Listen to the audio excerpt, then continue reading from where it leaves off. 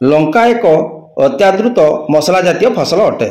समग्र भारतवर्ष में उभय कंचा और सुखिला लंकार बहुल व्यवहार करा जाई थाए। एथिरे विटामिन सी और किछि परिमाण रे बीटा कैरोटीन, लौह, पोटासियम और मैग्नीशियम भली खाद्य सार रही थाए। नमस्कार दर्शक बंधु, आज आम आलोचना करबा लंका फसल रे शोषक कीट परिचालना विषय रे। एही विषय रे जानिया पई वीडियोटी को मूलରୁ शेष पर्यंत देखंतु एवं जदि एही चैनल को सब्सक्राइब करनांती ताले सब्सक्राइब कर दियंतु। लंका फसल रे अनेक गुड़िए कीट और रोग आक्रमण जोगु एथिरे अमल हानि घटिताए, जो द्वारा कृषकों को आर्थिक क्षति सहवाकू पड़े। आम राज्य में लंका फसल को आक्रमण करुथिबा कीट मानक मध्यरे विशेषतः किछि शोषक जातीय कीट और अष्टपदीर प्रादुर्भाव बहुल भाव में देखा जाए। शोषक कीट लंका गछर पत्र, अगिला अंश और फूलरू रस शोषी खाई थांती। परवर्ती अवस्था रे पत्र लचाकचा होता है, फूल झड़ी पड़े और फल बंका हो जाए। लंका फसल रे लागुथिबा शोषक कीट मानक मध्यरे धला माछी और जौपक अनेक प्रकार भूताणु जनित रोग सृष्टि करुथिबार दृष्टांत रही। शोषक कीट मध्यरे उकुणिया कीट और हलदिया अष्टपदी मुख्य अटंती।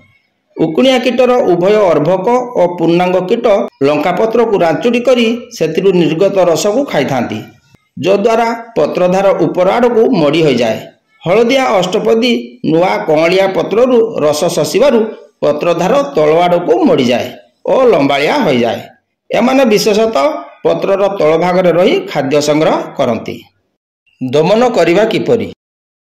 लंका फसल रे उकुणिया पोक को दमन करिया पई इमिडाक्लोप्रिड 600 एफएस 1 लिटर पानी रे 1 मिलीलीटर हिसाब रे फसल लगाइबार 30 और 45 दिन पर सिंचन करंतु।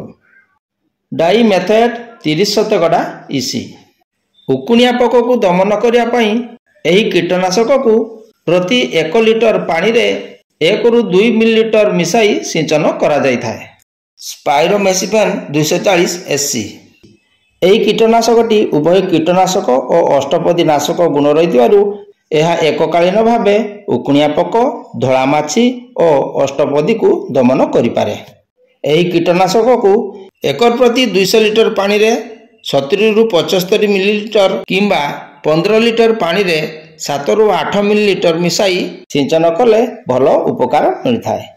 सफल कीट परिचालना जोगु लंका फसल रे पत्रमचा और फलमचा मध्य 80 शतकड़ा ह्रास पाई थाए। आज आम आलोचना कले लंका फसल रे शोषक कीटर परिचालन विषय रे। आज पई एतिकी, पुणी देखा हबो आसंता वीडियो रे। नमस्कार, धन्यवाद।